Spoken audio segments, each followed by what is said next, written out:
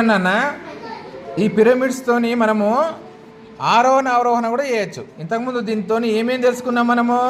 ఎంత చిన్నది ఎంత పెద్దది లెక్కలు చేసినాం కదా. ఇక్కడ చేసినామా? ఇవి చేసినాం కదా, చూడండి. ఎంత చిన్నది ఎంత పెద్దది తీసివేత కూడా చేసినాం దాంట్లోని, ఈ పిరమిడ్స్తోని. ఇప్పుడు ఆరోహణ అవరోహణ కూడా మనము చెయ్యొచ్చు. చూడండి, 5, 1, 8 3 నెంబర్లు ఇచ్చిన నేను మీకు. ఆ 3 నెంబర్లలో ఆరోహణ క్రమం అంటే ఏంది? తక్కువ నుంచి ఎక్కువకు. అన్నిటికన్నా చిన్నది ఏది? ఏది? 1. 1 ఇక్కడ రాసాయి. మరి చిన్నగా ఏ బొమ్మ చిన్నగా ఉందో దానిపైన 1. ఇప్పుడు ఇది తీసేస్తున్నా నేను. ఇప్పుడు ఈ రెండిట్ల చిన్నది ఏది? ఈ 2 అంటే 5, 8. ఆ రెండిట్ల 5, 8లో చిన్నది ఏది?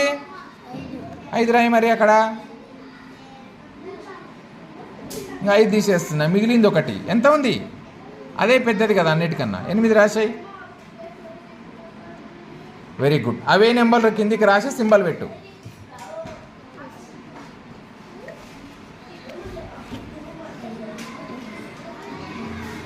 సింబల్ పెట్టాలి కదా.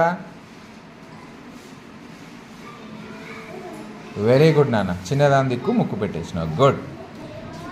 ఇప్పుడు చూడండి, ఇప్పుడు అవరోహణ క్రమం చేద్దాం. అదే 5, 1, 8 నెంబర్లు.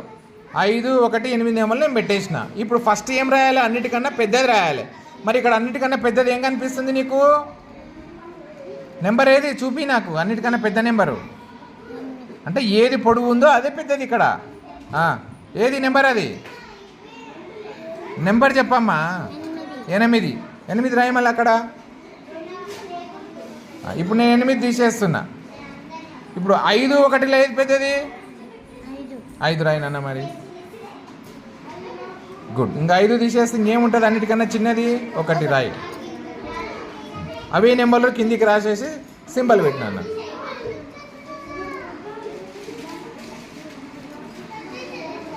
గుడ్. సింబల్ పెట్టు. వెరీ గుడ్ నాన్న.